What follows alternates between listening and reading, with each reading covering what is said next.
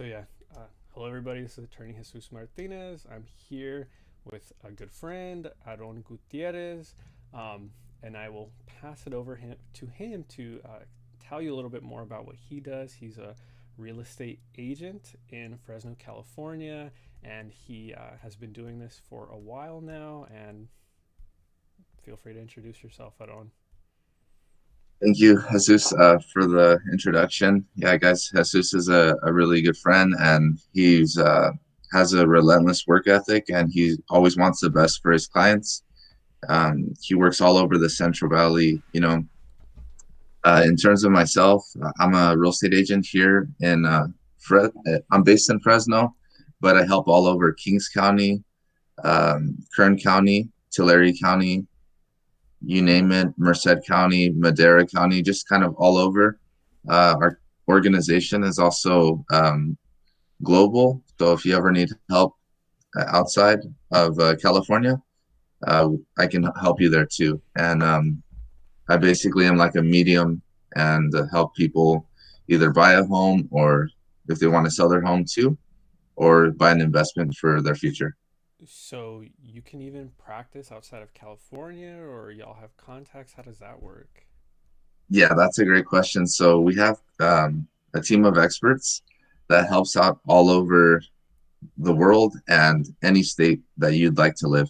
Okay. So if I cannot help you directly, the team of experts will help you. Okay. Very cool. Very cool.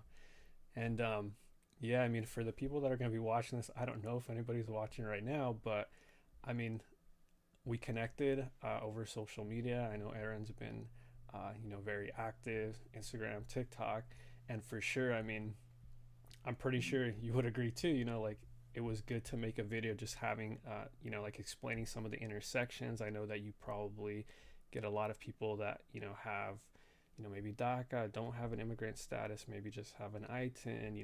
Maybe your legal permanent residents have just been renting for some time and just want to see like what are their options.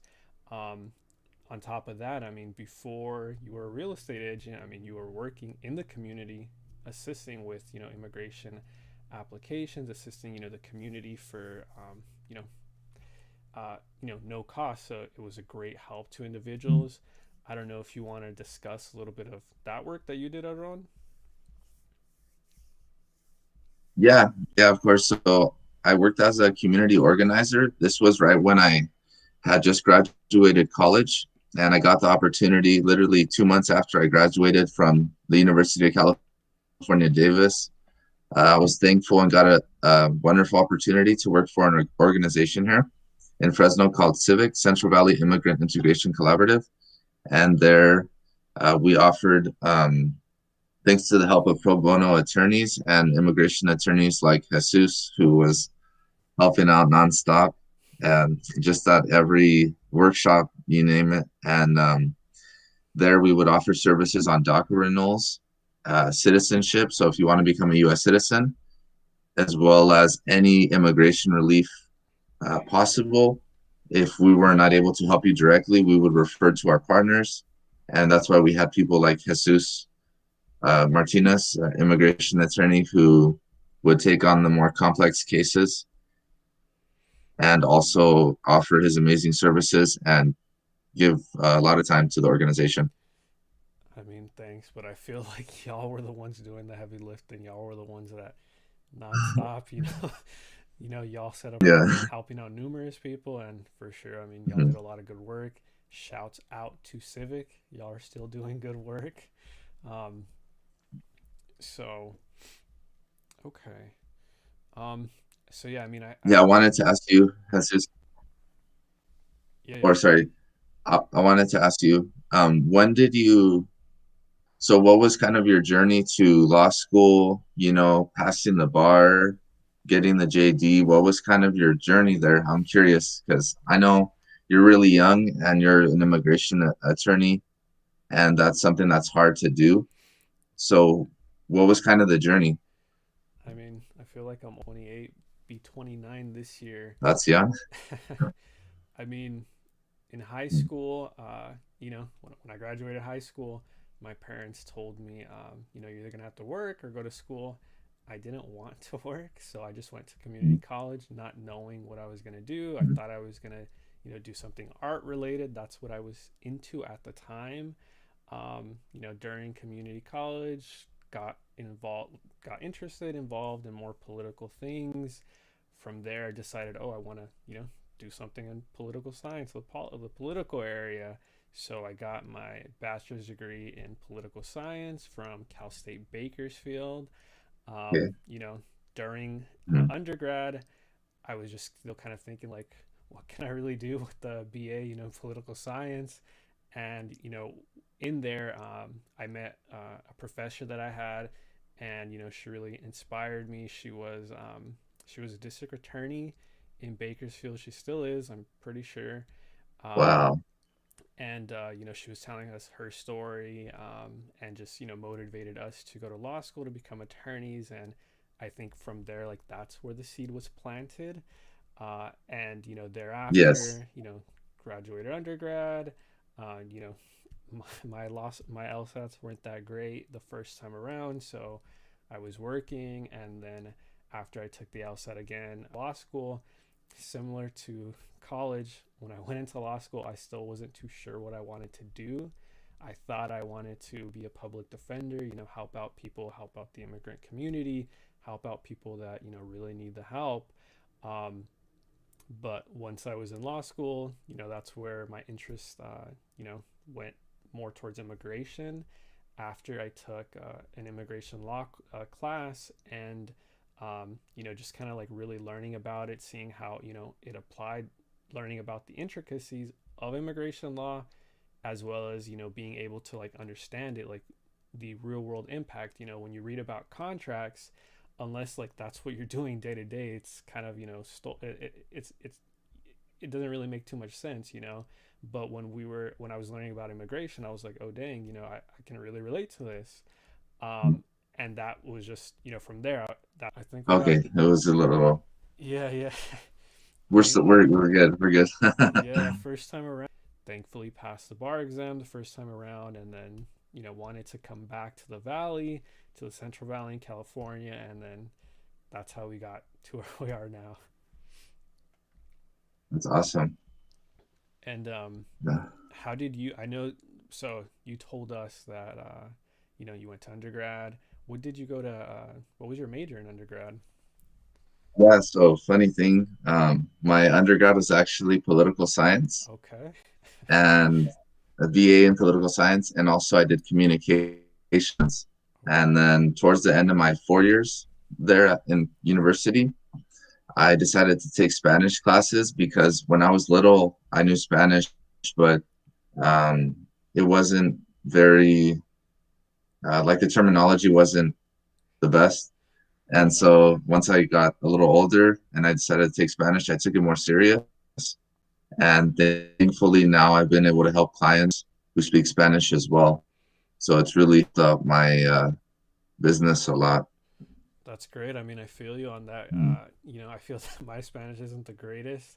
And sometimes, with like more legal precise terms, I've had to, look specifically what they mean, but I feel you on that as well. Um, how did you exactly, I know you graduated, you got the job working for, Civic, working in a nonprofit. How did you Mm. get from that to real estate? I mean, what's the similarity? What's the crossover? Yeah, so it's kind of the similarity, I guess, would be just I love to help. It sounds really cliche, but I love to help out like families and anybody who really needs it. And for me, what really, there's like this quote that I have from a mentor here where I work at London Properties now. And he says, I measure my success not like a scoreboard. I measure my success by how many families I've helped. So that's kind of how I try to treat everything. And I just I love to help people. And then since I was 5 years old, my mom's a realtor, and I had always seen how we had hard times and we had really good times. Like sometimes we didn't have enough for the electricity, stuff like that, or food. It was hard to get 3 meals a day. It was only like one or two. But thankfully, working hard, she did real estate, and I saw that she was able to do well. And then my dad was a entrepreneur always, and he had his own furniture store in our small city of Kerman. And I love that city. That's where I'm born and raised, right there, Kerman, agriculture city in Central California. And my mom had a coffee shop there, no kidding, really close to each other, like in the same block. And so ever since then, I always kind of had an entrepreneurial spirit, but I never had utilized it. I had just done more service, and I knew a lot about hospitality and things like that. And then I kind of put everything together. And then I had already been learning Spanish in college. And then I was like, I think real estate is the way to go. And I know a lot of people say, hey, the real estate exam, it's easy, this and that. But when you actually take it, it's like learning a new language. That's how I would compare it to. Mm-hmm. That makes sense. That makes sense. I mean, it sounds like, your experiences, what you went through, your interests as well, and then your desires as well. It just kind of everything meshed together, and that's how it went into real estate. Yes. It's cool. That's cool. Um, so I mean, in terms of helping people with real estate, I mean, what would you say? I mean, I know there's a lot of people that rent. There's some people that do even buy homes. I mean, is there really any advantage over the other? Like, what if you rent for 10 years and then buy a home, or what if you just rent your whole life? I mean, is there really one that's better than the other? Okay, well, there's like two sides of it, but for me, I just kind of try to keep it like non-partisan, just like or yeah, just bipartisan in the middle. But I think if you're renting, it's a good idea for something like short term, and if you like to travel, and maybe you need to save for that dream home. So I would recommend renting then. Or you're maybe a student, and you need to go to school and you want somewhere that's affordable. However, some people do say that you're literally like burning your money away, which I mean, maybe there's some parts that are true, but to each person their own. And I think in terms of buying a home, I don't think you can ever go wrong because to keep it simple, there's a lot of, say if you buy a home and then you plan to sell it in 5 years, there's a lot of money that's going to build up over time, and that's called equity. And so by the time you plan to sell your home, you already have like 50, $60,000 more than when you first purchased it, just simply by doing nothing and waiting. And of course, if you fix it, you put the upgrades, and the house is going to be worth more. But I think buying a home, it's everybody's dream, and so at least our goal, and so I think it's a good thing to do. Okay. So I mean, for sure, like if you're a And student. then I think in terms of the intersection between, Yeah, sorry, go ahead. or go ahead, sorry. No, no, go ahead. Oh no, Sorry. you're fine. Okay.